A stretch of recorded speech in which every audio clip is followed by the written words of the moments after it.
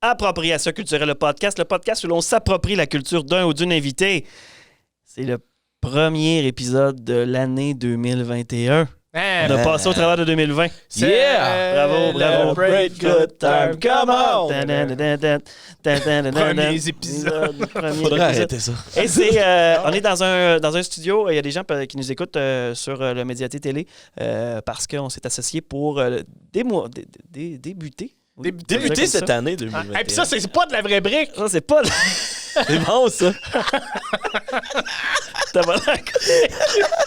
Pareil, comme si on l'avait fait pour moi, une quand je suis première arrivé, fois. là, j'étais sûr que ça, c'était un mur de briques pour vrai. Check. Mais non.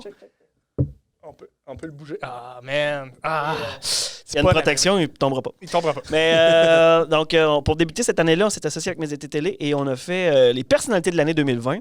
Ce n'est pas le COVID. Non, ça, c'est le podcast trop de cul de l'année. Ce n'est pas le COVID. C'est qui, de base, si c'est pas le COVID, Matt? François, c'est une très mauvaise idée de nous faire reprendre un intro improvisé. Mais bon. Mais elle est là, les personnalités de l'année. Donc, on a remis les personnalités de l'année. D'abord, on va commencer avec la personnalité féminine.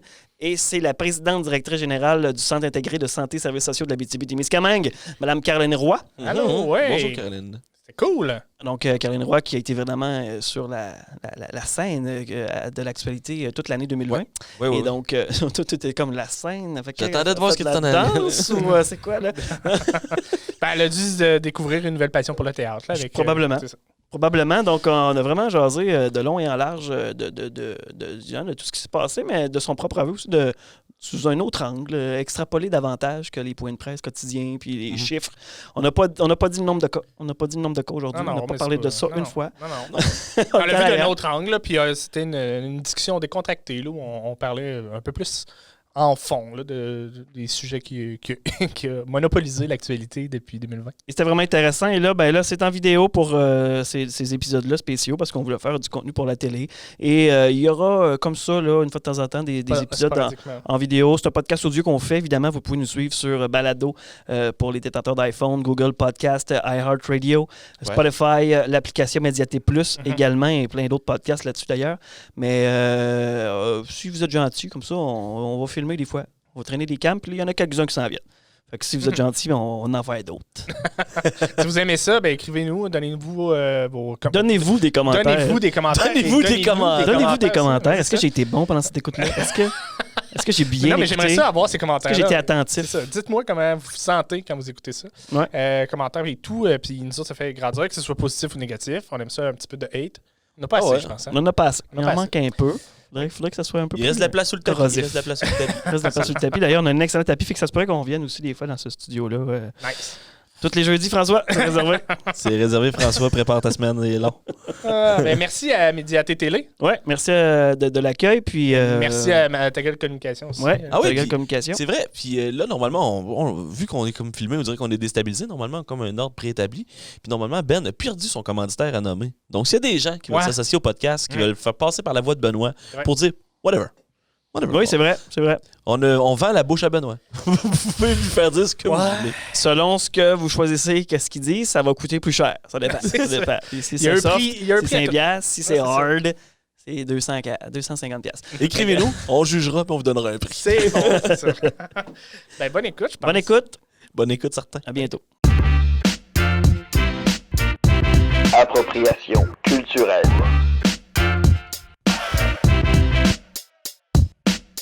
Hey, bienvenue à un autre épisode d'Appropriation culturelle le podcast. Mon nom est Mathieu Proulx, Benoît Saint-Pierre. Allô. Pierre-Marc Langevin. Salut. Ça va bien? Ça va super bien. Hey, premier épisode de la nouvelle année. Ben oui. Hey, félicitations, Matt. Merci. Bonne année, les gars. Merci. Et on commence ça avec c'est pas vraiment un spécial, mais... on pourrait souhaiter de la santé pour la nouvelle année. Oui, on pourrait souhaiter de la santé. C'est un petit clin d'œil à ce qui va se passer. On salue aussi les auditeurs de TVC Médiaté Télé qui vont pouvoir regarder ça à la télé, parce que justement, pour débuter l'année, on a pensé faire un petit clin d'œil à l'année 2020. Donc, remettre un peu des titres, des mentions personnalités de l'année, féminines et masculines, à deux personnes, finalement, un gars et une fille. Ah ouais? Justement, on se suit. Ça va bien. Oui, ça va bien. Et, ça pourrait être une personne, mais à un moment très précis. Kate Lessard. Non, non mais... Moi, je rétracte ce que je viens de dire. 2020, ça te fait penser à quoi, Ben? Ça fait penser à la tranquillité. OK. Ah. Non, mais attends. C'est vrai, hein? C'est vrai, une année relax 2020. L'année était c'est rien passé. Mais mettons, en étant confiné après SAC, loin de tout, ça a été tranquille parce que j'ai pas fait rien. C'est vrai que dans ton chemin, toi, rien. C'est assez relax. Pour avoir une troisième guerre mondiale qui se déclenche, je sais pas. Tu serais pas au courant. Toi, Pierre-Marc, 2020, ça te pense à quoi? Bébé. J'ai eu un enfant en 2020, moi. Fait que c'est ça que je vais retenir de... Tranquille. Un accouchement dans le temps de la COVID, ça ressemble à quoi? Ça ressemble à la prison. Ah ouais? Tu sais, t'es enfermé dans ta chambre et tu peux pas sortir pour des raisons qu'on comprend. Là. Mais j'ai passé 4 jours à l'hôpital, 4 jours dans une petite chambre. C'est long. Un fumeur qui descend, remonte, descend. Tu peux pas. Ah, tu peux pas? Non, je peux pas fumer pendant que j'étais à l'hôpital. T'as-tu pas fumé pendant 4 jours? Ouais, j'ai pris des affaires de Nicorette. Hein? Puis c'est drôle, là, aussitôt que je n'ai manqué, je suis sorti. C'était dangereux pour la sécurité de l'hôpital. Ça aurait pu être plus que 4 jours. Dans le ouais, j'étais rendu un peu irritable. Ouais. Puis quand ils ont dit qu'ils allaient nous garder une journée de plus, Jenny m'a fortement conseillé d'aller à la maison. Merci, Jenny. Ciao, bye. Merci, Jenny. Et oui, vous aurez compris que c'était quand même une grosse année COVID et c'est pour ça qu'on a choisi comme personnalité de l'année 2020 la présidente directrice générale, Mme Caroline Roy, présidente directrice générale du CISSAT, Centre intégré de santé et services sociaux de l'Abitibi-Témiscamingue. J'ai quasiment dit comme il faut du premier coup. Bravo, Matt. Je suis contente d'être là. Merci. Merci de l'invitation. Merci de la nomination. Ça fait plaisir. Je suis content parce qu'il y a un gros comité quand même qui s'est penché là-dessus. Ouais. On était. Grosse démarche scientifique. Mais mettons, on était 1 plus 2. Ouais. C'était nous autres. On a choisi. On l'a fait valider par quelques personnes. Tout le monde trouvait que ça faisait bien du sens. Fait que, mais ceci dit, dans le fond, si on vous a choisi, c'est que d'un, vous avez été bien présente comme porte-parole finalement du CISAT là, dans cette crise-là de la COVID dès les tout débuts en fameux Zoom. Comment ça a été de prendre le crachoir comme ça, pratiquement quotidiennement pendant un certain temps et dans une crise que personne connaissait là, c'était de l'inconnu. Là. Ça allait de soi. Ouais. Et en fait, là, une pandémie, hein, on pense jamais vivre ça, puis on l'attend pas, puis on le vivait en même temps que la population, puis le monde entier.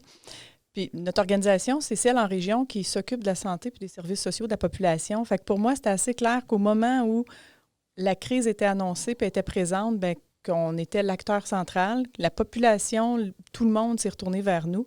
Puis évidemment, bien, dans mon rôle, je devais prendre cette place-là. Puis ça allait de soi. Puis la population était là aussi à l'écoute, puis pour être capable de bien entendre et était à l'affût, avait besoin d'informations. Fait que l'expérience Zoom est tout autre chose, mais c'est ça. Ouais. Mais sinon, c'est ça. C'est quand même une expérience qu'on a appris tous ensemble, là, puis avec un peu toutes les anecdotes ou tout ce qui peut se produire là, dans une situation comme celle-là, parce qu'on apprenait ensemble aussi, là, mais non, ça c'est quand même... puis ça se poursuit toujours, hein, c'est pas terminé. C'est pas terminé, oui, effectivement. Mais c'est ça. Est-ce qu'il y avait une crainte au départ de dire hey, les gens n'embarqueront pas, ils nous écouteront pas, parce que la région était relativement épargnée, surtout dans les tout débuts de la crise, on n'a pas eu... Il y a eu Rouyn-Noranda, évidemment, qui a eu une éclosion dès le départ, là, mais dans des résidences, est-ce qu'on a senti que peut-être les gens ils croiront pas, voudront pas embarquer au départ? Ou... Non, j'ai pas eu cette crainte-là. Puis j'avais vraiment, puis j'ai toujours une grande confiance en population. Tu sais, vraiment, là, en région, on est très solidaires, on est très près l'un de l'autre, puis c'était assez clair pour moi qu'à partir du moment où on était capable... C'est pas un problème en temps de pandémie, c'est qu'on est près l'un de l'autre. Virtuellement. Mais c'est ça. Fait que c'était, pour moi, là, ça allait de soi. Je me suis dit, on va parler à la population, si on est capable d'être coordonné dans les messages, parce que c'est surtout ça. Puis au début de la première vague, on l'a vu, là, c'était l'incohérence aussi perçue, parce qu'une orientation pouvait changer même dans la même journée 2-3 fois, avec de l'incohérence entre les directives, entre les orientations. Fait que c'était de ramener tout ça, de s'assurer que ce soit coordonné, de rallier tous les acteurs qui pouvaient nous aider. Les médias, évidemment, parce qu'on a eu des points de presse quotidiens pendant un certain temps, mais les élus, les acteurs économiques. Fait qu'on est allé chercher tout le monde qui pouvait nous aider à passer les messages, les mêmes messages, les bons messages, puis les répéter. Puis c'est vrai qu'il y en a certains, puis encore aujourd'hui, là, qui n'y croient pas ou qui adhèrent moins, mais en grande majorité, puis on le voit, puis c'est les constats qu'on a aussi là, au niveau des cas, puis de un peu la situation en région, mais les gens respectent, les gens écoutent. Est-ce que c'est... ce que je vois beaucoup aussi, c'est qu'il y a beaucoup de gens qui se mobilisent. La majorité respecte les règles. Il y en a beaucoup il y en a qui y croient pas. Beaucoup, je sais pas. Il y en a beaucoup aussi qui y croient puis qui veulent des mesures toujours plus dures, qui disent barrer la région. Il y en a des gens qui y croient pas, qui disent non, on veut plus de mesures. Donc, dans cette cacophonie-là, quand on est à la tête de tout ça, comment on se place, comment on gère ça? Bien, dans un premier temps, il faut le reconnaître puis l'écouter. Parce que c'est vrai que, puis encore maintenant, puis tout le monde a une bonne raison de penser ce qu'il souhaite ou la préoccupation qu'il a, elle est légitime puis elle est vraie. Là. Puis encore récemment, bien, on a entendu beaucoup, puis on entend encore beaucoup parler des motoneigistes qui viennent en région, qui viennent de l'extérieur. Bien là, est-ce qu'on doit bloquer? Est-ce qu'on ne doit pas bloquer? C'est quoi la meilleure stratégie? Quelle est la mesure la plus efficace? Puis là, on devient meilleur parce qu'on apprend davantage sur le virus. On apprend aussi le comportement des gens à travers tout ça. Mais c'est de le reconnaître. C'est d'écouter tout le monde puis d'essayer de faire un consensus avec tout ça sur c'est quoi la meilleure mesure, mais basé aussi, puis de plus en plus, sur ce qui fonctionne vraiment puis ce qui est démontré. Là, parce que là, plus on connaît le virus, plus on connaît son mode de transmission, on est capable d'avoir des meilleures réponses appuyées sur la science, mais c'est d'être à l'écoute. Puis ça ne changera jamais. Dans une situation, si tu es à l'écoute de la population ou des gens qui se réfèrent à toi, si tu les comprends dans leurs préoccupations, puis qu'après ça, tu es capable de faire un tout puis quelque chose de coordonné avec l'ensemble, les gens le reconnaissent aussi. C'est sûr que ça n'a peut-être pas aidé les publicités de Bonjour Québec qui disaient « Allez, en Abitibi-Témiscamingue, les meilleurs sentiers du monde. » Oui, c'était un mauvais timing, ça. De ce que j'ai compris, l'histoire au fond de ça, là, c'est qu'il y a des genres de bundles de pubs déjà vendus, puis qu'eux autres les préparent, puis ils sortent quand ils veulent, à peu près n'importe qui. Ils sont sortis dans le temps des fêtes en plein confinement, ça a l'air que ça a fait un petit tollé. On l'a échappé, c'est ça. En même temps, c'est une pandémie. La région qu'on pouvait on pouvait, entre guillemets, se déplacer puis aller voir. Puis le tourisme était encouragé cet été. Là, puis ça a continué aussi pour cet hiver. Puis ça fait en sorte que l'Abitibi, c'est un beau royaume pour la motoneige, comme le Lac-Saint-Jean puis d'autres places. Là, fait que forcément, ça a amené son lot de touristes. Là, parce qu'il n'y a pas juste les trucks de Vidéotron qui peuvent sauver nos hôtels quand même. C'est ça. Mais justement, on en parlait avec le temps maintenant, on connaît un peu plus comment le virus agit, comment il se propage, tout ça. C'est quoi les mesures qui fonctionnent vraiment? C'est qu'est-ce qui... Diminuer les contacts sociaux. Ouais. C'est simple, hein? Puis c'est simple, mais c'est tout ça. Puis c'est ce qui est aussi dramatique, là, parce que c'est pas ça qu'on veut. Puis on est une société, là, on est collectif. On n'a pas le goût d'être chacun chez soi, mais c'est ça qui fonctionne. C'est la distanciation. Puis un coup que tu es en contact, soit avec quelqu'un ou avec quelque chose qui peut être contaminé, c'est de désinfecter tes mains puis de désinfecter l'environnement. Mais c'est ça. C'est la distance puis diminuer les contacts. Mathieu, on n'est plus amis. Comment ça? C'est fini. C'est fini. On va se distancer. C'est plus simple de même. Non, mais c'est ça. Mais sauf qu'on s'est rendu compte aussi dans cette crise-là, c'est que les fameux essentiels, on s'est rendu compte qu'on Le podcast est essentiel! Ouais, c'est ça, mais qui est essentiel? Qu'est-ce qui est essentiel? C'est ce que tu veux bien qu'il soit pour ton confort personnel, dans le fond. C'est là que c'est peut-être un petit peu là aussi la fameuse... incohérence peut-être pour certains parce que là, moi je veux ça, je veux garder mes activités à ce niveau-là, mais je vais continuer à la pêche à la glace, mais dans le fond, j'ai des contacts, puis je suis dans ma cabane à pêche à 2 mètres, à pas 2 mètres. Ah oui, puis plus ça va, plus les gens interprètent les mesures en fonction de ce qui leur convient pour être capables de continuer leurs activités. Puis dans notre réalité, en plus en région, avec une situation relativement sous contrôle jusqu'à tout récemment, là, où on a eu vraiment une augmentation de nouveaux cas, les gens se sentent moins à risque aussi. Là. Fait que finalement, tu interprètes un peu, puis tu dis, finalement, on fait une activité de pêche sur la glace, ou on va dehors, puis on est un peu à distance, puis on va se faire un chocolat chaud, mais c'est pas assez longtemps. Puis, fait que je vais boire dans ta tasse, mais pas ça, pas assez longtemps. puis personne ne veut le donner, le virus. Hein? Puis ceux qui le transmettent, ils ne savent pas qu'ils l'ont quand ils le transmettent, puis ils ne pensent pas l'avoir non plus. Fait que vraiment, là, c'est pas évident, mais en même temps, puis justement, c'est pour ça qu'il ne faut pas non plus un peu pénaliser ces gens-là qui sont malades puis qui ont juste besoin de soins ou qui ont juste attrapé un virus. Mais c'est parce que dans le contexte de pandémie, là, ils se sentent même coupables, puis ça peut devenir un peu plus grave, là, mais c'est ça. Je pense que les gens ont bien compris maintenant ce qu'il faut faire. On comprend les mesures, sont beaucoup plus claires puis plus cohérentes aussi. Mm-hmm. Puis là, c'est le temps. Une chance qu'on a le vaccin qui s'en vient avec l'espoir, là, parce que là, ça fait longtemps. Puis on le voit, les gens ont besoin de se rassembler. Au début de la première vague, on voyait des... J'ai vu tellement des belles choses, là, quand les gens ont commencé à se confiner puis que le confinement était strict, là, on se promenait dans les rues puis on voyait des gens d'un côté d'une fenêtre, puis là, avec des iPhones, puis l'autre à l'extérieur, sur le trottoir, là, sur une chaise, puis essayer de faire des virtuels en famille. Puis... Fait que les gens se sont débrouillés, mais là, ça fait longtemps. Ça fait 10 mois. Il est temps que ça finisse. Oui, justement, après 10 mois, comment que le personnel le prend ou dans le réseau? Est-ce qu'il y a un essoufflement? Est-ce qu'ils sont encore en forme? On a quand même été chanceux, comme on a dit au début, là. Mais comment vont les troupes, au final? En fait, même si on était chanceux, tout ce qu'il fallait mettre en place pour être prêt, il fallait le mettre en place. Puis ça, ça demande de l'énergie, ça demande beaucoup de contacts. On n'a jamais été aussi près de tous les milieux de vie comme les résidences privées pour aînés. Fait que c'est quand même plusieurs activités qui nécessitent beaucoup d'investissement, puis au quotidien, à toutes les semaines, dans tous les domaines là, où on a été en contact avec les gens, la population. On a une situation de pénurie de ressources qui était déjà là avant la pandémie. Fait que dans le contexte, là, en plus des ressources qu'il faut déployer de façon supplémentaire avec la pandémie, ça ajoute une pression. Puis, on ne peut pas lâcher. Fait que, cet été, on ne pouvait pas relâcher certaines mesures. On ne pouvait pas non plus diminuer certaines intensités d'activités qui sont en lien avec la pandémie ou en préparation de la pandémie. Fait que c'est un peu cette intensité-là qui n'a jamais diminué. Puis ce stress-là de toujours devoir être prêt, même si des fois c'est juste un cas qui est hospitalisé, ce cas-là nécessite quand même tout un branle-bas de combat à l'interne parce que, justement, quand il arrive, là, il faut s'ajuster, il faut dédier l'équipe. Fait que l'intensité est difficile à tenir.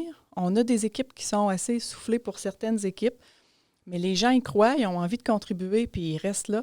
Mais il est temps que ça finisse comme pour le reste de la population, là. Fait que les équipes vont bien, puis ça rallie tellement la mission. Quand je dis « ils vont bien », c'est qu'ils vont bien dans cette volonté-là de contribuer puis de continuer à contribuer, mais c'est des humains qui ont donné beaucoup. Mais c'est ça, c'est que ça rallie la mission pourquoi on est là. Dans le réseau de la santé, là, on est là pour prendre soin des gens, prendre soin des malades. Puis là, quand tu as une pandémie, ça vient te chercher dans ton instinct de survie. De toute façon, la population, eux-mêmes, ont voulu contribuer. Là, on l'a vu là, quand on a demandé les gens de... Puis même encore, on dit aux gens, donnez votre nom pour venir. Soit au début, là, c'était d'aider dans les CHSLD. Là, maintenant, c'est venez vacciner. En quelques jours, on a des centaines de noms. Fait que les gens ont le goût de contribuer, mais au sein du réseau, c'est encore plus fort, là. Si jamais Pierre-Marc vous envoie son nom pour les vacciner, j'aimerais ça que vous refusiez sa candidature. C'est vraiment pas une bonne idée. Voyons, Mathieu. Je suis meilleur que toi. Ah ouais? J'ai une meilleure vision. Oh, ça va sonner comme un concours de vaccins. Non. Comment que je peux en vacciner bien plus vite que toi? Ce qui était vrai aussi avant la pandémie, puis ce qui est vrai pendant la pandémie, c'est la fameuse pénurie de personnel aussi. Le Québec a dû composer avec ça. L'Abitibi encore plus. C'est probablement ce qui vous a mis le plus sur vos gardes là, dès le départ, j'imagine. J'imagine aussi d'isoler certaines personnes parce que s'ils sont exposés, il faut les mettre en retrait préventif. Et j'imagine que ça aussi, c'était une roche de plus dans ce sac-là. Oui, puis ça va rester après la pandémie. Hein? C'est ce qu'on dit tout le temps. Puis dès le début de la pandémie, là, on ne savait pas ce qui s'en venait, mais je l'ai toujours dit, notre enjeu à nous, ce ne sera pas l'espace, ce ne sera pas d'avoir suffisamment de lits ou de place pour mettre les gens, ça va être des gens pour s'en occuper. Fait que la pénurie était assez importante avant la pandémie. On la vit encore plus en contexte de pandémie pour ces raisons-là. Puis même encore, puis ces temps-ci, c'est que c'est ça, on retire des travailleurs de la santé. Hein, puis les travailleurs de la santé, on en a aussi qui sont positifs, puis ont des contacts. Fait que ces gens-là aussi sont retirés. Parfois en isolement préventif, mais ça fait en sorte qu'on a tellement parfois des petites équipes, des équipes qui tiennent sur 1-2 personnes. Bien, puis là, on compromet le service. Là, fait qu'il faut se revirer de bord. Puis on a une grande étendue de territoire. Fait qu'on ne peut pas rapidement demander à quelqu'un qui fait le même job à Val-d'Or d'aller demain matin à Amos, là, parce que c'est pas notre réalité régionale. Oui, c'est plus compliqué un peu chez nous. Quelqu'un de Ville-Marie d'aller travailler à Val-d'Or. Mais il y en a qui le font. Hein? Puis c'est ça qui est beau là, quand, je l'ai dit tantôt, j'ai confiance en la population, mais au sein du réseau, là, les gens sont solidaires, puis ils veulent que ça fonctionne, ils veulent qu'on y arrive, puis que ce soit un succès, puis surtout, on veut prendre soin des gens. Fait que, on demande là, parfois de lever la main là, pour n'importe quel type d'emploi. Là, on manque de gens dans ton équipe, mais là, tu es à la SAR, puis c'est à Ville-Marie qu'on manque de gens. Bien, il y en a qui lèvent la main et qui disent « Parfait, je vais y aller, puis je vais aller aider pour un bout de temps. » Puis ça, c'est tellement apprécié, là, mais ça témoigne de ce que les travailleurs de la santé sont avec la mission de vouloir prendre soin. Post-COVID, est-ce qu'on a enfin l'impression que là, le gouvernement s'est rendu compte de l'importance du réseau de la santé et de ses travailleurs, puis enfin valoriser le personnel? L'importance était là, était perçue puis reconnue, là, ça, j'en doute pas. Puis on le voit de toute façon, même au niveau budgétaire, c'est la moitié du budget là, de la province qui est en santé. Fait que l'importance, elle est là. Mais dans une situation de survie comme celle-là, là, ça prend une autre mesure. Là. C'est qu'on le voit, c'est une question de vie ou de mort, là, parfois. Fait que sûrement qu'il y a des actions qui vont changer. Puis on le voit juste avec, entre autres, les CHSLD, les réalités qu'on a vécues. Bien, les actions se sont posées immédiatement, puis avec des résultats même qu'on a eu en région. Là. On a eu vraiment une aide importante. Fait que je pense que ça va se continuer. Puis la population aussi a un regard différent sur le réseau de la santé. Plus d'intérêt pour ces métiers-là, peut-être, parce que la formation, justement, des préposés, il y a eu un bon succès ici en région aussi. Ben D'ailleurs, oui. Formation qui a été menée par le Centre de formation Ricana ici à Amos. Oui, exactement. Un peu partout en région, mais par l'institution ici. Bien, je l'espère. C'est vraiment ce qu'on souhaite, que les gens vont réaliser que il y a plein de professions, hein, puis on a de tout. Là. On n'a pas juste des infirmières, puis des médecins, puis des travailleurs sociaux. Là. Il y a des électriciens, il y a des plombiers, il y a vraiment toutes sortes de professions au sein du réseau. Fait que je l'espère que ça va susciter des gens. Puis d'ailleurs, en santé publique, que la santé publique, c'était peut-être méconnu ou moins connu avant, bien, les inscriptions en santé publique ou dans des métiers similaires ou des médecins pour faire une spécialité en santé publique, il y a plus d'inscriptions. Parce qu'on le voit bien, là, le rôle que ça peut jouer dans une population. J'imagine que Dr Sobanjo ne s'attendait pas à être aussi vu que ça avant cette pandémie-là. Effectivement. Moi non plus, d'ailleurs.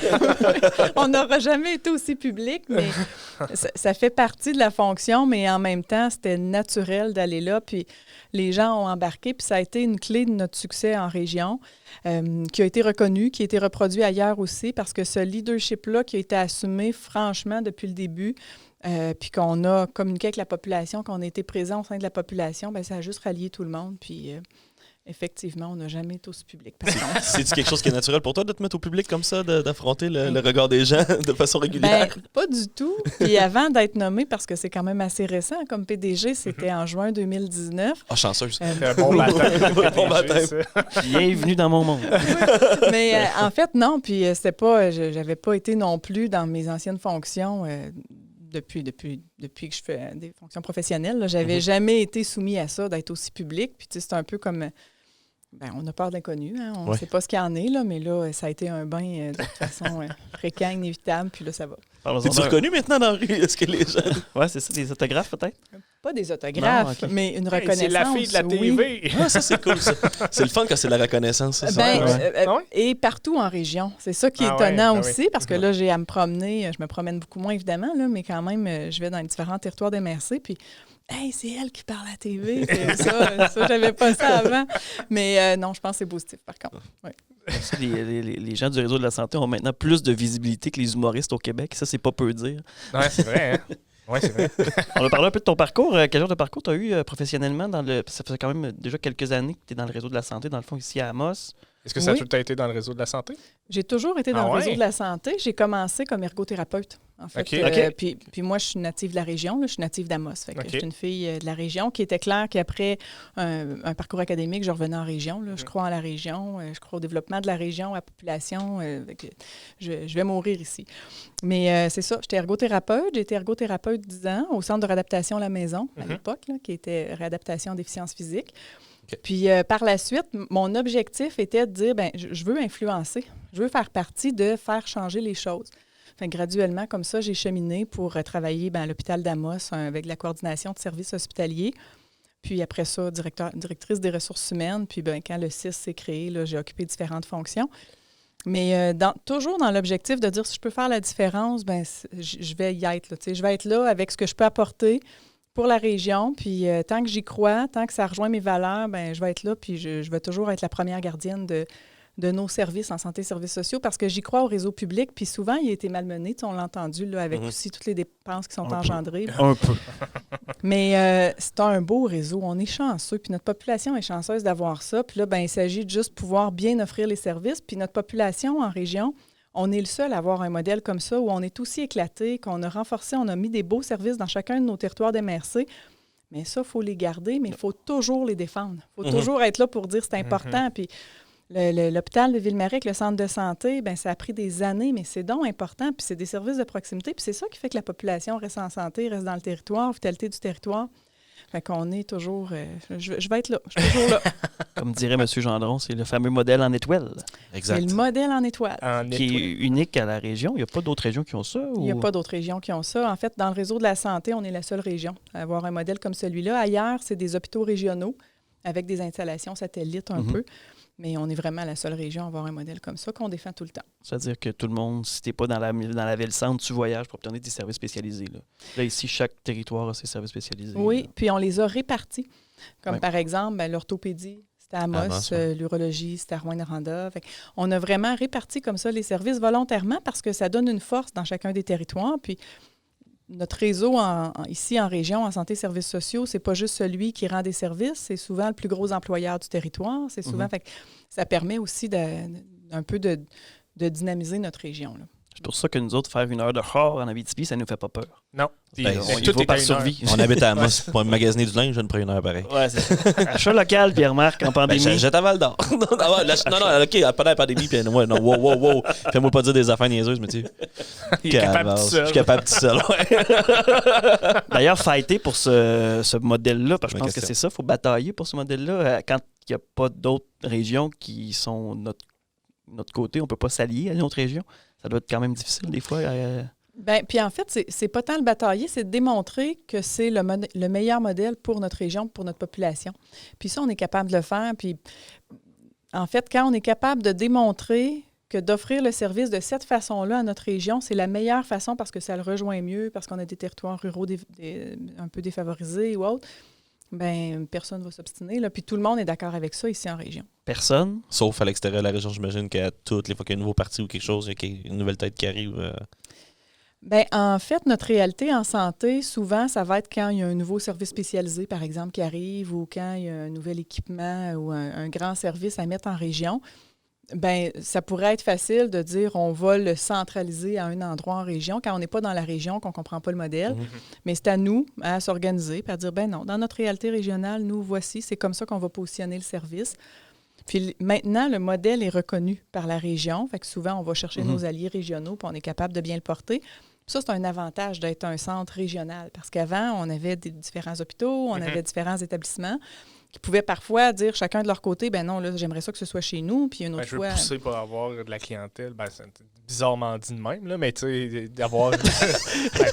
d'avoir le service proche de chez nous. C'est ça, proche de chez nous, parce que la population, on veut qu'elle ait le service le plus près possible. Ben oui, c'est ça. Mais c'est ça. Maintenant qu'on est régional, ben on échange entre nous, on consulte les territoires, on regarde avec la population, puis on installe ça où c'est le mieux. Un bel exemple pour ça, c'était l'IRM, d'ailleurs, qui était mobile depuis les années 70, je pense, avec l'U4, je me trompe pas. En fait, c'est en 2001. 2001 que l'IRM était mobile. 70 plus 30. Ouais, c'est ça. OK, ça a commencé en 2001, l'IRM mobile. Oh, OK, tabarouette. 70, ça n'existait pas. Non, je sais pas. Je sais pas. Mais ouais, l'U4, ça a commencé en 70, mais anyway, en tout cas. Mais je sais pas. Mais en 2001, dans le fond. Où est-ce que tu l'en venais, Mathieu? Il y a eu l'IRM fixe et il y avait un dossier très fort, très en appui avec ça de tous les acteurs de la société civile, tous les spécialistes, les scientifiques, tout ça qui disaient faut qu'ils soient là pour que les services à côté fonctionnent pour vrai, que ça soit de la bonne façon. Tout le monde s'entendait là-dessus, sauf une personne un peu bedonnante à Québec, qu'on connaît tous, le ministre Barrette, et ça a fait que ça a été difficile, ça. Puis là, il a fallu un changement de gouvernement carrément pour gagner cette bataille-là. Puis c'est la région qui l'a gagné, parce que toute la région était d'accord avec ça, sauf une poignée de gens qui étaient comme, ben non, c'est une perte. En même temps, je pense... Là, après ça, je connais pas tous les enjeux, mais tu sais, juste dans le transport, c'est du temps d'IRM que tu peux pas faire. Là. Juste la transporter à Amos, l'installer. Puis, ce qu'elle disait, c'est que les spécialistes étaient là, ben, ils n'envoyaient pas les gens dans l'IRM parce qu'ils ne savaient pas à quel moment il allait être, à quel endroit. Fait que ils disaient, bon, on va trouver une autre solution. Et je pense qu'il y avait plus de gens qui allaient à Timmins ou à Sudbury, je crois. Vous connaissez très bien le dossier. mais non, c'est ça, mais c'est un super bon exemple parce que là, au lieu de faire une bataille ou des négociations plus politiques ou économiques ou autres, ben ça a été les enjeux cliniques. Donc, c'est quoi qui est le mieux pour notre population? C'est ça qui l'a remporté. Puis je pense que c'est à ça qu'on sert, le réseau de la santé. Là, on n'est pas... Oui, on est un bon acteur de notre région, mais notre première mission, c'est de prendre soin des gens. Fait que c'est de s'assurer que ce qu'on déploie, ben, c'est le mieux pour la population de la région, mais toujours en communication avec la région. Puis ça, c'est un peu une réalité qui est particulière à nous aussi, de dire on va l'écouter, notre population, puis on veut s'assurer d'être près d'eux. Dans les grands centres, il y a moins cette proximité-là entre directement un dirigeant ou un réseau, un établissement de santé avec sa population, mais nous, c'est important, puis on s'assure de le faire aussi. Je pense que la communication en Abitibi, c'est vraiment quelque chose qu'on a à cœur, puis que tout le monde est consulté. Là, quand il y a des trucs majeurs, habituellement, il y a des consultations. Puis, je pense qu'on peut le voir avec les revendications minières. Là, ça soulève beaucoup la population, puis il y a beaucoup de discussions. Je pense que c'est une fierté de la région. Oui, puis je pense que les gens se sentent concernés. Hein, puis pour les mines, ben, c'est soit ton conjoint qui est mineur, ou soit tu connais quelqu'un qui est mineur, ou soit tu habites dans la ville dans laquelle il y a une mine, puis tu veux pas que la ville puisse se dévitaliser. En santé, c'est la même chose. Tout le monde est concerné par la santé. On est tous malades un jour, ou on a un parent hébergé, ou on a un enfant malade. Fait que c'est ça, c'est qu'on se sent concerné, on a le goût de se mobiliser, puis on est peu nombreux. Fait qu'on a la chance aussi, tout le monde, de pouvoir se mobiliser puis prendre position à travers ça.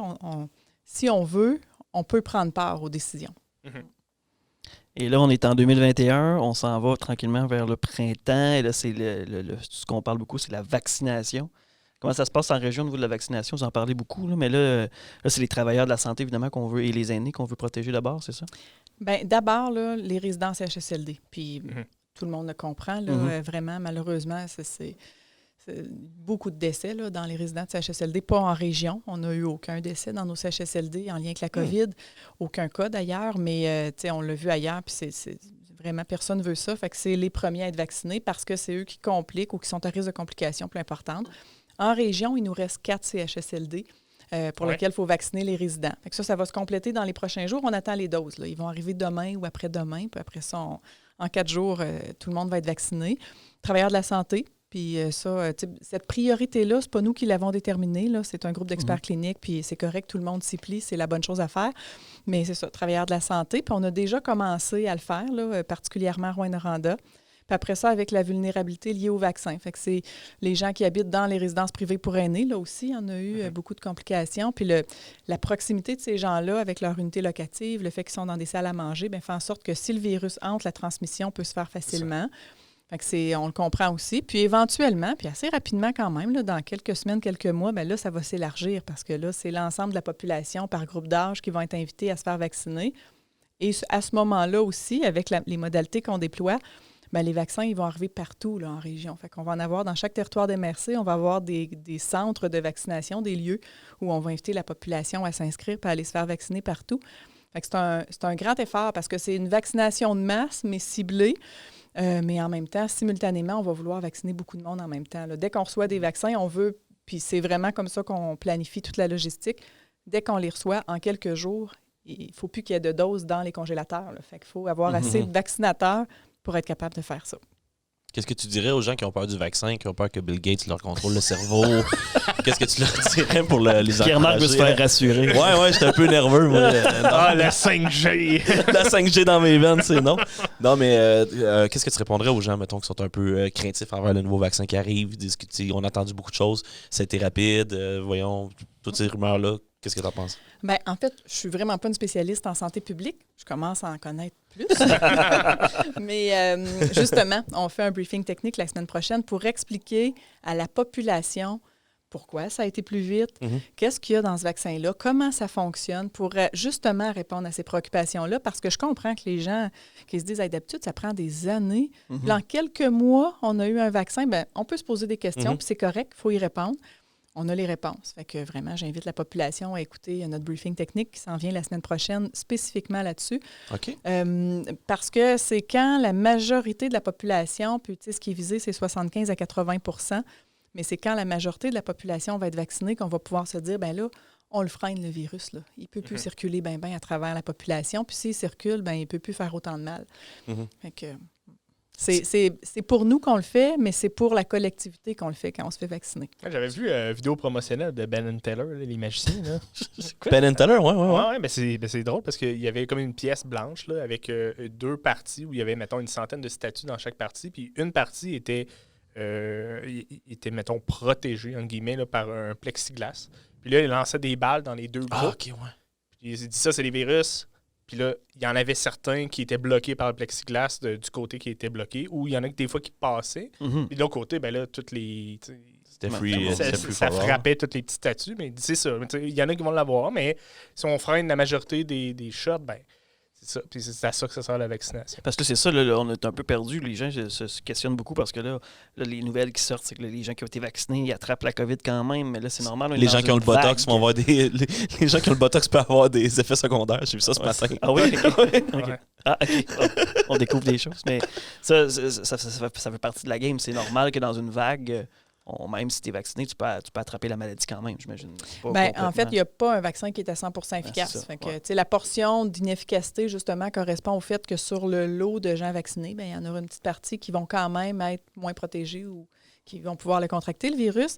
Puis quand tu es vacciné, si tu es en train de l'incuber, ton virus, puis que finalement, tu l'as déjà, ça se peut très bien que tu le développes, là, un peu comme pour la grippe, c'est ce qui se présentait aussi. Mais les taux d'efficacité des vaccins qui sont actuellement, c'est hyper important. Là. C'est 92-94 d'efficacité après 2 semaines. Là. Fait que c'est quand même intéressant. Ton briefing technique, tu dis qu'il va être diffusé au public. Est-ce qu'il va être sur Internet comme vos points de presse et oui, tout ça? On va faire ça de la même façon avec un Facebook Live aussi. C'est mardi, là, si je ne me trompe pas, qu'on va planifier tout ça. As-tu l'heure? On va mettre la pression sur l'équipe. Mettre la pression, ouais, let's go, faut que ça sorte. Oui, techniquement, on sort dimanche. Je l'ai donné tout à l'heure. Je t'agace. Techniquement, on sort dimanche, ça devrait être correct. Sinon, revenez une semaine avant. Oui, c'est ça. Allez sur la page du 6 de la BTB. Ce qui est important de savoir, c'est que c'est mardi. Déjà là, soyez à l'affût. C'est à tous les non, c'est ça. Dans les points de presse quotidiens, c'est tous les jeudis. Les points de presse quotidiens tous les jeudis. Briefing technique sur la vaccination, mardi le 19 janvier. Yeah! C'est ça, le 19. On va peut-être être avant ou après. C'est ça. Le podcast, on est intemporel. On peut être quand on veut. Oui, c'est ça. Vous pouvez l'écouter comme vous voulez. D'ailleurs, souvent, les gens commencent du début. Oui, c'est ça. Ça se pourrait que quelqu'un qui soit rendu à celui-là, ça fait comme 8 ans que ça y est sorti, mais c'est à votre rythme. Il y a beaucoup de podcasts. Bienvenue, mais on a vieilli. On s'en ressemble. Peut-être qu'on n'en fait plus, là, mais il y en a sûrement encore pour un autre 8 ans au moins. Là, mais bon. On l'a sûrement remplacé, Mathieu. Sûrement, oui. J'espère. Sinon, au confinement, évidemment, le citoyen moyen a consommé beaucoup de culture, a fait le tour de Netflix. Caroline Roy, est-ce qu'elle a eu le temps de consommer un peu de télé ou de séries ou de films? Est-ce qu'elle a découvert des séries? Pas tant, hein? Non? Non, consommer beaucoup de familles non plus. Non? Puis ça fait partie de la tâche puis de la fonction, mais non, j'ai pas vraiment eu le temps de pouvoir profiter moi-même, soit d'activités ou de bénéfices secondaires d'un confinement que d'autres ont pu bénéficier. Là, non, c'est clair que non. La famille aussi est affectée par ça, parce que la réalité fait en sorte que là, il n'y a plus du lundi au vendredi, puis il n'y a plus non plus de journée de soir ou de nuit, parce qu'il y a des réalités qui peuvent se présenter qui nécessitent comme faire un podcast le jeudi soir. Ça me fait vraiment plaisir d'être ici. mais non, j'ai pas pu découvrir toutes les séries de Netflix, mais vous pouvez peut-être m'en proposer des bonnes. Là, Tiger King, si vous êtes prêt à quelque chose qui sort de l'ordinaire, ça vaut la peine. Dark aussi, une série allemande que j'ai vraiment adorée. C'était vraiment le fun. Dark? Ouais, Dark. Ouais. Dark. C'est fucké, c'est bon. Ouais, c'est quoi l'histoire? C'est en gros, c'est dur à expliquer. Il arrive de quoi de bizarre dans un village. Puis il se rend compte que c'est relié à tous les 30 ans, il arrive quelque chose d'étrange. Puis que c'est comme interrelié. C'est une histoire de voyage temporel. On peut pas, c'est ça, voyage temporel, mais on peut pas en dire plus parce que c'est un petit peu gâché tout. Mais écoute-les, Matt. Je t'ai déjà dit trop. Moi, je suis très série québécoise. Hein. Je suis comme toujours été. Mais c'est doublé en québécois. Ah ouais? Non, pas en tout. C'est qui le Roy? Non, mais moi, c'est ça. Non, mais il y a M'entends-tu sur Netflix, qui est québécois, Matt. C'est ça, c'est parce qu'il est sur Netflix, tu l'as regardé. Non, moi, je l'ai écouté sur tout.tv. Tu l'écoutes en anglais. Il y a une série, d'ailleurs, il y avait ça. Il y a un film, Mafia Inc., de Pods, qui est sorti. C'est un film québécois. Puis en France, ils l'ont doublé avec des doubleurs français et c'est dégueulasse. Ah ouais? Mais bon. Mais ouais. C'est ça, tu vois, comme ici, quand il y a des séries américaines qui sont doublées en français, l'international, c'est pas toujours top-notch. En même temps, tu dis que tu écoutes des séries québécoises, mais tu écoutes tout le temps les Simpsons, qui est vraiment pas québécois. Non, c'est ça, mais l'adaptation est bien faite, par contre. OK. Ouais, c'est vrai, t'as raison. T'as raison. Mais sauf que là, en ce moment, je suis dans les pays d'en haut, et ça, c'est bon. C'est excellent. Meilleure série québécoise depuis un bon bout, je pense. Non, c'est ça. Mais c'est ça. J'ai pas eu le temps d'en consommer tant que ça, mais moi aussi, c'est pas mal les séries québécoises et ce qui me sort du quotidien. Donc, si j'ai le temps d'un film la fin de semaine, je vais écouter un film qui me fait pas du tout penser à la pandémie, à la réalité, au monde normal. Fait que Dark, peut-être que j'irai voir ce que c'est. Oui, ben c'est vraiment intéressant. Puis c'est sûr que dans 2021, il va y avoir des films sur la pandémie. Là. Fait que profitez-en, écoutez les films maintenant. 2022. Il n'y a pas une série à TVA qui était sortie avant la pandémie qui était, je pense, ça s'appelait Pandémie. Épidémie ou Pandémie. Là. Ouais. Tu sais, ça, tu fais. Il y a une série qui est sortie sur Amazon Prime aussi qui s'appelle Utopia. Ouais. Que c'est une pandémie qui se déclenche pendant... puis tu sais, il y a des conspirationnistes qui ont vu une pandémie à l'avance. Ouais, là, tout se avec une BD. Mais ça a été écrit il y a 6 ans. Genre. C'est ça.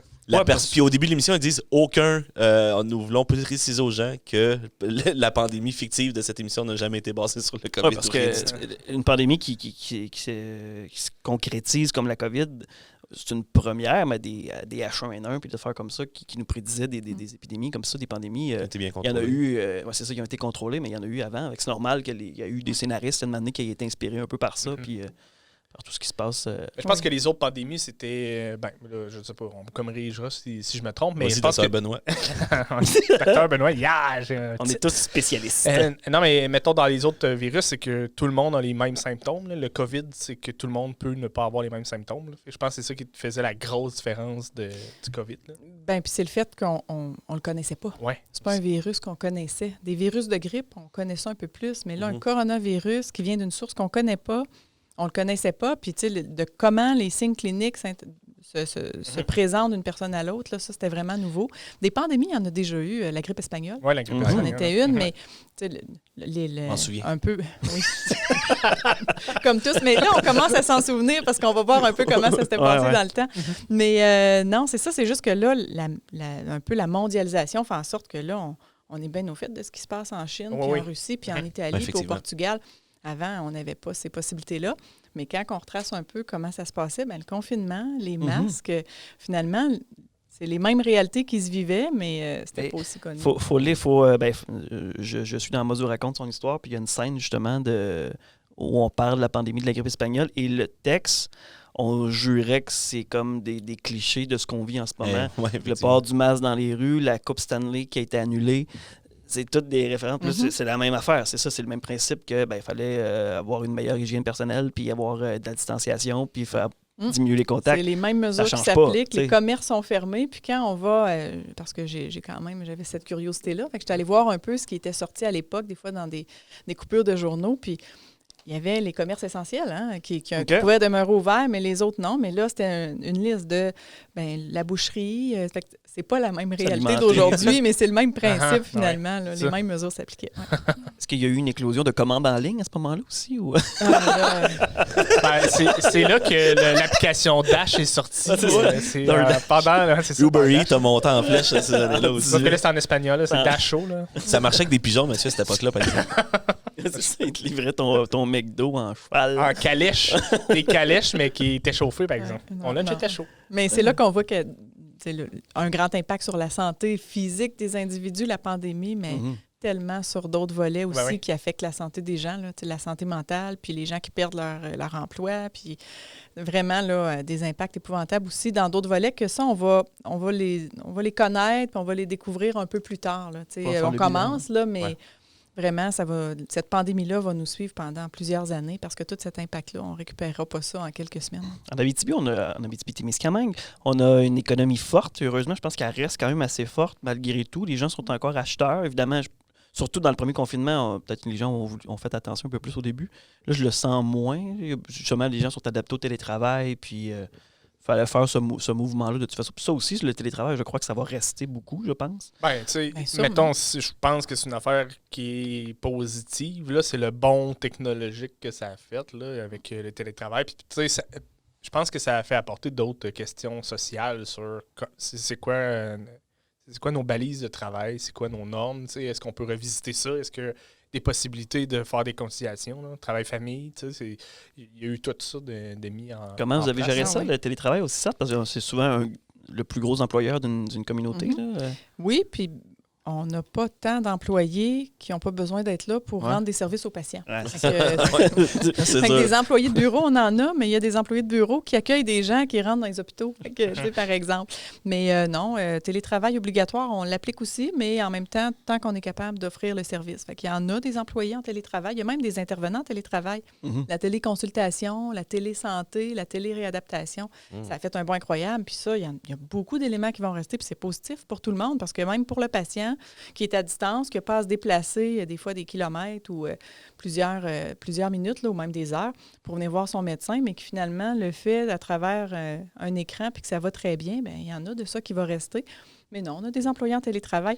Tout est une question d'équilibre. Je pense que là, on est tellement dans l'extrême que là, on a juste envie de se revoir, là, mais c'est ça. Est-ce que vous aviez déjà une politique de télétravail avant la COVID ou c'était...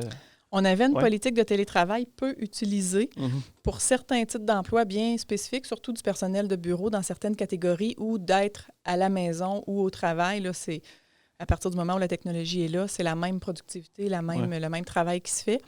Mais là, on l'a vraiment élargi. Là. Avec un compagnon de travail qui est un chat, qui est quand même moins dérangeant que Marcel. Mais tu m'as amené une question, par exemple, quand tu as parlé de téléconsultation et tout ça. Parce que je sais que souvent, les intervenantes sociales du CLSC ont beaucoup de clients qui sont sur l'aide sociale, des choses comme ça, qui ont moins accès à la technologie. Est-ce qu'il y avait quand même du service qui était... Est-ce qu'ils continuaient les visites à domicile, ces choses-là, pendant la pandémie? Ou il y avait des mesures qui avaient été mises en place? Ben oui, puis en fait, là, à domicile, ça s'est toujours maintenu. On a diminué certains services à domicile là, pour maintenir l'essentiel quand même dans la première vague, puis même maintenant ou en tout temps. Mais ça, les services à domicile, quand on les rend, c'est parce que la personne ne peut pas se déplacer. Il faut se rendre, il faut aller la rejoindre à son domicile. Mais non, il y a l'adaptation, puis en fait, on s'adapte aussi à la clientèle qu'on dessert. Il y a une clientèle qui n'a pas accès, par exemple, dans certains territoires à Internet. On ne peut pas leur demander de faire une téléconsultation. Fait qu'il y a d'autres modalités qui s'appliquent, mais on va jusqu'où on est capable d'aller dans ce qui est bien pour offrir le service et le maintenir, le service. Puis il y a des angles morts qu'on a eus dans la première vague, puis pas juste en région, là, mais partout en province. La clientèle adolescente, la clientèle jeunesse, la clientèle en santé mentale. Mais là, on le voit, puis on s'est adapté, puis on maintient, puis même on a bonifié plusieurs services auprès de certaines clientèles, puis un rapprochement, des contacts réguliers, des appels téléphoniques, pour être sûr que tout le monde se porte au mieux malgré la pandémie. Là. Moi, j'avoue que la clientèle en santé mentale, ça peut être une clientèle... Elle est déjà fragile en temps normal, en isolement, des choses comme ça peut être assez si on apporte encore un petit peu plus de clientèle, on parle perte d'emploi ou perte de vie sociale, puis ça peut être des éléments déclencheurs, puis ça peut rajouter à ça. Là. C'est tellement vrai, mais à chaque fois là, que je peux aller me promener dehors au chalet ou que je peux aller me promener dehors juste ici dans nos rues, je me dis, on est chanceux en région, nous, d'avoir ça, là, d'avoir cette possibilité-là, ces grands espaces-là, parce que ceux qui habitent dans des grandes densités de population, qui n'ont même pas de cour arrière, là, qui ont vraiment peu d'espace pour circuler, c'est encore plus difficile. Nous, on est quand même chanceux d'avoir les espaces qu'on a et les possibilités qu'on a, malgré le confinement, finalement. D'ailleurs, il y a un appel, même à Montréal, il y a pas une exode encore, là, mais il y a des gens qui vendent soit s'ils sont propriétaires, ils vendent, ou locataires, ils pensent à s'établir justement sur la couronne nord, la couronne sud, et même plus loin dans les régions. Puis je sais pas si ça va peut-être nous aider, si on parle de pénurie de main-d'œuvre. Ça peut peut-être faire réaliser aux gens que l'avenir est en Abitibi, comme dans le temps de la colonisation. C'est ici qu'on peut travailler. Mais oui, mais je pense que le gouvernement avait parlé de décentraliser surtout beaucoup d'emplois, mettons, surtout de fonctionnaires. Puis là, avec le télétravail qui montre ses preuves. C'est pas encore concret, ça, par contre. Là, non, mais c'est pas encore concret, mais je veux dire que ça va permettre ça. Ça veut dire que là, tu vas pouvoir être en Abitibi puis avoir des postes de hauts fonctionnaires ou de travailler dans des directions générales à Québec ou à Montréal, puis là, ça va être pas juste dans la fonction publique, là, ça va être dans tous les métiers. Là. Ils vont enfin pouvoir démolir l'espèce de gros édifice brun, laid, dégueulasse à Québec. Là, Radio-Canada? À Québec, à Québec, l'espèce de gros édifice où il y a plein de fonctionnaires qui travaillent là pour plein de ministères. C'est un chef-d'œuvre d'architecture. Mais à côté du Vieux-Québec. Puis on le vit, hein? Avant la pandémie, là, toutes les 4 semaines, j'étais à Québec. Puis, dans le fond, cette réalité-là de devoir être en présence, ça va changer. Il faut un équilibre. Je pense que d'être toujours en télétravail, toujours isolé dans son bureau, puis à journée longue, là, il y en a beaucoup comme moi, comme d'autres, là, qu'on est en constante relation virtuelle, mais tout seul toute la journée. Oui, c'est ça. Ouais. Ça, puis, étrangement, ça va amener ça va enlever un fardeau fiscal sur l'objet de la santé si tu n'es pas obligé de te rendre à Québec, justement, puis que nos intervenants peuvent juste se parler à partir de leur bureau. Ben, on l'a déjà vu. C'est juste les coûts de déplacement, puis pas juste en santé, services sociaux, là, mais dans la population en général, dans tout, là, il y a beaucoup de coûts qui ont été diminués. Parce que les billets d'avion ne sont pas donnés. Hein? Les billets d'avion? C'est quand il y en a, ça. Hein? On a ça, des avions, nous autres! À Québec, avez-vous rencontré le Dr Arruda? En fait, on l'a souvent rencontré, Dr Arruda. Comment il est? Cette réalité-là, vous savez déjà tout. Ah oui, OK. Mais non, en fait, ça, c'est vraiment bien là, dans toute cette gestion de pandémie-là, le fait que, avec toute la réorganisation du réseau, il y a 5 ans, il y a 34 maintenant établissements du réseau de la santé et services sociaux. Ça veut dire seulement 34 PDG. Puis ensuite, c'est l'équipe sous-ministérielle avec le ministre. Fait qu'on est en proximité, puis on est agile comme réseau. Puis ça, on l'a démontré en pandémie. Là, à tous les jours, à un certain temps, on avait ces rencontres-là entre l'équipe sous-ministérielle, les ministres et les PDG. Mais on n'est pas tant que ça, finalement. On se connaît, on se côtoie, on échange. Fait que c'est facile de devenir plus agile quand on est en petit. Tu as récupéré la recette de tartelettes portugaises? Je l'ai sérieusement demandé. C'est vrai? Super, ça. Mais je ne l'ai pas encore reçu, là. C'est à venir. Ah non? OK. Il rappelle, docteur. On va mettre de la pression. On va mettre de la pression. Puis t'étais pour, M. Arruda, faites votre travail. Puis t'étais pour ou contre les danses hip-hop de Dr Arruda? En fait, on n'a pas à être pour ou contre. Ah, c'est ça, il a juste le droit de faire ce qu'il veut. Je sais, c'est ça. Pourquoi il faut être contre? Ouais, pourquoi? C'est un monsieur sérieux. Ouais, c'est ça. C'est important. Il y a du monde qui meurt dans les hôpitaux. Non, mais je n'empêche pas de danser, j'imagine. Ils dansent sur leur tombe. Ah, Il c'est est con. Non. Je réitère ça. J'enlève ça. Mais je pense qu'il faut habiter, c'est ça, hein, c'est dans tout, il faut habiter la fonction. Puis, tu sais, la situation pandémique a amené tellement de situations dramatiques. Il fallait des fois dédramatiser, je pense. Puis il l'a bien fait avec son côté attachant, puis rassurant aussi, je pense. Et humain. Hein, ouais, c'est ça. C'est ça qu'on a besoin. On a besoin de sentir que les gens sont là, qui nous comprennent, qui sont avec nous autres, puis qui sont humains. Ouais. Et je pense que c'est là qu'il faut bien niaiseux, mais c'est juste on aplatir la courbe. Tout le monde le fait. Tout le monde fait et on message, comprend. Oui, c'est ça. On comprend. C'est une image forte. Oui. Puis tout le monde l'a fait. Puis tout le monde, il y avait ça en tête. Fait que, ça fait combien de temps, Ben? Ah, ça fait 45 minutes, Matt. Ah ouais? Pas pire. Belle discussion. Sinon, qu'est-ce qu'on souhaite pour la fin de 2021? C'est quoi les défis de Caroline? Les défis, c'est la pandémie, premièrement, finir avec la pandémie, l'en finir avec la pandémie. Ça, c'est le premier défi, puis c'est la première priorité. On va-tu vraiment en finir cette année? Je le crois. Ouais. Oui. Avec ce qu'on connaît présentement, c'est sûr qu'on n'est pas à l'abri même d'une autre vague. On le sait, malgré la vaccination, si les gens relâchent parce qu'ils se disent hey, là, on commence à être pas mal vaccinés, puis finalement, on relâche tout ça parce qu'on est tanné aussi, puis on a le goût de se rassembler. On n'est pas à l'abri de ça. C'est pour ça qu'il ne faut pas lâcher les messages. Mais donc, en finir. Vraiment, là. Puis là, il faut que les gens répondent à la vaccination. Il faut que les gens viennent se faire vacciner quand ce sera leur tour. Ça, ce sera une chose. Pour le réseau de la santé, bien là, c'est la pénurie de main-d'œuvre. Parce que à travers tout ça, on l'a vécu, l'impact, les gens le voient bien, mais nous, ça va rester. Il y a certaines régions du Québec où, quand la pandémie va être plus derrière eux, bien, ça va se rétablir davantage. Là. Les ressources humaines sont là, la main-d'œuvre est là, mais nous, notre réalité fait que ça va être encore difficile. Fait que ça, on est en réorganisation de service justement parce que je veux pas tomber en rupture de service. Je veux pas qu'on soit devant notre population à dire on doit fermer tel ou tel service successivement ou à certains moments. Fait que je veux qu'on puisse ensemble convenir d'une bonne organisation de service pour la population. D'ailleurs, il y a beaucoup de gens qui ont des craintes. Qu'est-ce qui va se passer dans ce dossier-là? C'est beaucoup les ruralités là, souvent qui vont écoper des fois. Là. Oui. Puis je rassure tout le monde, à chaque fois, les services de proximité sont importants en région et font la différence. Fait que pour moi, c'est clair que dans les milieux ruraux, avec les points de service CLSC, il y a des services qui doivent se donner. Il y a peut-être même plus de services qui doivent se donner ou différemment parce que c'est de cette façon-là qu'on rejoint mieux les gens. Puis ça, on veut qu'ils restent à leur maison, qu'on soit capable de les maintenir à domicile plutôt que finalement de casser maison, de devoir héberger, de perte d'autonomie et autres, ce qui s'ensuit. Bien, il faut être là, il faut être près des gens. Fait que ça, je peux rassurer tout le monde, là, notre offre de service, on veut la maintenir, mais pour maintenir ces offres de services-là, pour la marge de manœuvre de ressources humaines que ça nous prend, il faut en dégager ailleurs. Puis là, ça, c'est tout le défi auquel on est confronté. Fait que ça va être un bon défi aussi qu'on va continuer en 2021. Puis, bien, il faut continuer à se développer parce que c'est pas juste de consolider les services, on en veut d'autres en région. On a une grande autonomie de services en région avec beaucoup de services spécialisés. Si on veut continuer ça, il faut continuer aussi à se développer. Fait qu'on a plein de projets immobiliers qui s'en viennent, qui vont se compléter même cette année. On a d'autres aussi sur les plans ou sur certaines cartes. Là. Fait que c'est de continuer tout ça. Et puis 4e, j'imagine, c'est de rattraper les séries Netflix. et là, j'avais rattrapé dans ma tête les chirurgies. Mais oui, rattrapé les chirurgies, mais oui. Je ferai un rattrapage de certaines séries de Netflix. Quand ça ira bien. Oui, dans certains temps. Mais c'est vrai qu'il y a certains retards qu'on a pris aussi au niveau de nos services, là, plus sérieusement. Ah oui? Puis ça aussi, ce sera un rattrapage, mais on est vraiment en meilleure position que certaines régions parce qu'on n'a pas eu à refaire des délestages là, récemment de plusieurs activités. Fait que, mais il y a quand même un certain rattrapage auprès de la population de certains services électifs. Là. Fait qu'on a dû reporter des chirurgies, malheureusement, ou certains rendez-vous. Mais on va reprendre ça dans les prochains mois. Donc cet été, si on est chanceux, on pourrait peut-être avoir un été qui ressemble plus à un été normal. Mais pas trop.